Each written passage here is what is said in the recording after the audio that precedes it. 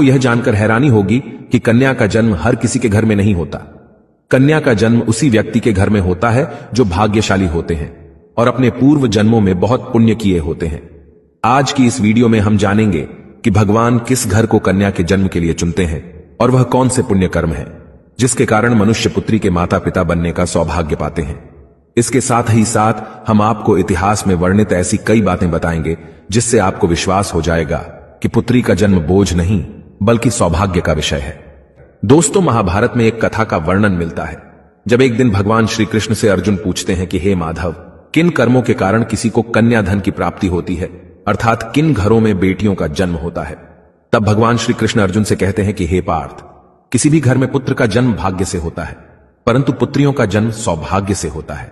जो भी स्त्री या पुरुष अपने पूर्व जन्म में अत्यधिक पुण्य कर्म किए होते हैं उन्हें ही पुत्री के माता पिता और सगे संबंधी होने का सौभाग्य प्राप्त होता है। इतना ही नहीं, पुत्रियों के जन्म के लिए उन्हीं घरों को चुना जाता है जो पुत्रियों का भार सहन कर सके, क्योंकि तीनों लोकों में स्त्री अर्थात पुत्रियां ही ऐसी होती हैं जिनका भार हर कोई नहीं उठा सकता। क्योंकि जिस पुत्री को कई वर्षों तक अपना मानकर रखा जाता है, एक दिन उसका दान कर पाना सबके लिए संभव ही नहीं होता। वो पुत्रियां ही होती हैं जो घर वालों और अपनों की खुशी के लिए अपना हर एक चीज न्यौछावर कर देती हैं। हे अर्जुन, जिस दिन इस सृष्टि में बेटियों का जन्म होना रुक जाएगा उस दिन सृष्टि भी ठहर जाएगी और इस सृष्टि का अंत हो जाएगा। दोस्तों, जब आप भगवान श्री कृष्ण की इन बातों पर गौर करेंगे तो आपको समझ आएगा कि उनका कहना कितना सही है। क्योंकि अगर इस संसार में पुत्रियां ही नहीं होंगी तो न वंश आगे बढ़ेगा और ना ही ये सृष्टि। कई लोग कहते हैं कि हिंदू इतिहास में स्त्रियों का महत्व नहीं है, जो सर्वथा गलत है, और जिस इतिहास में स्त्री का महत्व नहीं है वह इतिहास हमारा है ही नहीं। धन की देवी लक्ष्मी हो, दुर्गा हो या घोर रूप में महाकाली हो, नारी सर्वस्व पूजी गई हैं। दोस्तों, कहते हैं कि लड़कियां लड़कों से कम नहीं। इस बात की पुष्टि हमारे धर्म ग्रंथ भी करते हैं। वशिष्ठ जी की पत्नी माता अरुंधति ने वरुणदेव और इंद्रदेव को ब्रह्म ज्ञान दिया था। सभी धनुर्धर की भांति द्रौपदी भी शस्त्र विद्या जानती थीं।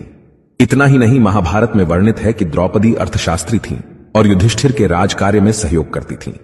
यह असत्य है कि हिंदू धर्म में लड़के लड़कियों की इज्जत नहीं की जाती थी, क्योंकि द्रौपदी के वस्त्र छूने पर पूरे कौरव मिट गए और माता सीता के हरण से सोने की लंका जला दी गई। दोस्तों, जब रामायण में भगवान राम शिव जी का धनुष तोड़ देते हैं तो राजा जनक विवाह के लिए दशरथ जी को बुलावा भेजते हैं। दशरथ जी आकर जनक जी को प्रणाम करते हैं। आजकल आप देखते होंगे कि वर पक्ष के लोग ज्यादा घमंड में रहते हैं। वो लड़की के माता पिता को खुद प्रणाम करना अपना अपमान समझते हैं, जबकि राजा दशरथ के प्रणाम करने पर जनक जी उन्हें मना करते हैं तथा अत्यंत सरल भाव से कहते हैं कि आप दूल्हे वाले हैं, बड़े हैं, अयोध्यापति हैं, श्रेष्ठ हैं, ऐसा ना करें। तब दशरथ जी कहते हैं कि बड़े तो आप हुए क्योंकि आप दाता हैं और मैं याचक, आपकी पुत्री का दान हम लेने आए हैं, इसलिए बड़े आप हुए। हां दोस्तों, लड़की के पिता को गर्व होना चाहिए कि वह देने वाले हैं। शास्त्रों में बताया गया है कि मृत्यु के बाद पुत्र पिंडदान करे तभी पिता को मुक्ति मिलती है। परंतु एक लड़की के पिता जब उसे अच्छा वर देखकर ब्याह देते हैं तभी उनकी 21 पीढ़ियों को मुक्ति मिल जाती है। इसलिए हमेशा अपनी पुत्री को प्रेम दें जिसने आपके घर में जन्म लेकर आपको पुण्य का भागी बनाया है। आपने भी कई लोगों को कहते हुए जरूर सुना होगा कि जिस घर में बेटी का जन्म होता है वह घर स्वर्ग के समान होता है, क्योंकि बेटा तो केवल एक कुल को रोशन करता है लेकिन बेटियां 2 कुलों को रोशन करती हैं। माता पिता के घर वह एक बेटी के रूप में अपना उत्तरदायित्व निभाती है और ससुराल आकर बहू के रूप में अपने कर्तव्य का पालन करती है। आजकल आप सुनते होंगे कि बहू बेटियां किसी की मृत्यु हो जाने पर उसका पिंडदान नहीं कर सकती, लेकिन यह बिल्कुल भी सही नहीं है, क्योंकि रामायण में बताया गया है कि प्रभु श्री राम के पिता राजा दशरथ की जब मृत्यु हो गई तो माता सीता अर्थात राजा दशरथ की बहू ने ही उनका पिंडदान किया था, जिससे उन्हें जन्म मरण के इस चक्र से मुक्ति मिल गई थी। इतना ही नहीं, गरुड़ पुराण के प्रेत कल्प में बताया गया है कि कोई भी व्यक्ति किसी मृत के लिए पिंडदान कर सकता है और इसलिए बेटियां भी अपने पिता के नाम का पिंडदान कर सकती हैं। व्यवहारिक दृष्टिकोण से वहीं अगर ससुराल पक्ष में कोई पुत्र नहीं है तो इस स्थिति में बहू भी पिंडदान कर सकती है। इसलिए दोस्तों, वो लोग बहुत किस्मत वाले माने जाते हैं जिनके घर एक संस्कारित पुत्री का जन्म होता है। शायद यही कारण है कि बेटियों को लक्ष्मी का दर्जा दिया गया है।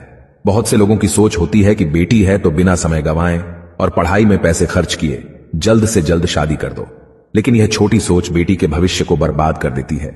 जरा सोचकर देखिए, एक बच्चे के मन में कितने सपने होते हैं। उसे कुछ हासिल करना है, उसे कुछ बनना है, लेकिन यह सपने केवल सपने बनकर रह जाते हैं। इसलिए अपनी बेटियों को सपने पूरे करने का अवसर देना चाहिए। उन्हें जीवन में हर खुशी दें जिसके लिए आप सक्षम हैं और जो उन्हें मिलनी चाहिए। एक पुत्र से ज्यादा पुत्री हमेशा अपने माता पिता के लिए सोचती है। पुत्री के हृदय में अपने माता पिता के लिए प्रेम और अपनापन हमेशा बना रहता है। इसलिए बेटी के जन्म को एक जश्न की तरह मनाना चाहिए। दोस्तों, बेटी कभी भी माता पिता पर बोझ नहीं होती। उसका कोई स्वार्थ नहीं होता।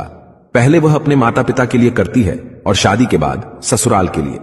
वह सिर्फ अपनी और अपने परिवार की किस्मत बनाने के लिए जन्म लेती है। दोस्तों, भगवान केवल उसी को पुत्री का सुख देते हैं जिसके अंदर उस कन्या धन को संभालने का सामर्थ्य होता है। कई लोग गरीब होकर भी अपनी बेटी को अच्छी परवरिश देते हैं। एक बार स्वामी विवेकानंद वैष्णो देवी की सीढ़ियां चढ़ रहे थे। बगल से एक किसान अपनी बेटी को कंधे में बिठाकर सीढ़ियां चढ़ रहा था। तभी स्वामी विवेकानंद जी ने कहा कि बाबा, आपकी बेटी का बोझ आपको लग रहा होगा, इसको मैं उठा लेता हूं और माता वैष्णो के दरवाजे तक ले चलता हूं। तब किसान ने स्वामी विवेकानंद से कहा कि बेटी कभी भी बाप के कंधे पर बोझ नहीं होती। बेटी अगर बाप के कंधे पर हो तो बाहर के बोझ को हल्का कर देती है। दोस्तों, बेटियां कभी भी धन की भूखी नहीं होती, वह सिर्फ मान और सम्मान की भूखी होती हैं। अब आप यह जरूर सोच रहे होंगे कि कौन से कर्म करने के बाद किसी के घर में बेटी जन्म लेती है। गरुड़ पुराण में बताया गया है कि जो मनुष्य सदा ही पुण्य करता है और दान धर्म करता है, उसी को अगले जन्म में स्त्री रत्न पुत्री रूप में प्राप्त होती है। यदि आपकी कोई बेटी नहीं है तो आप किसी सगे संबंधी या किसी गरीब की बेटी को पढ़ाने में मदद कर सकते हैं और उसका विवाह करवा सकते हैं। इससे भी अनंत पुण्य करने का फल मिलता है।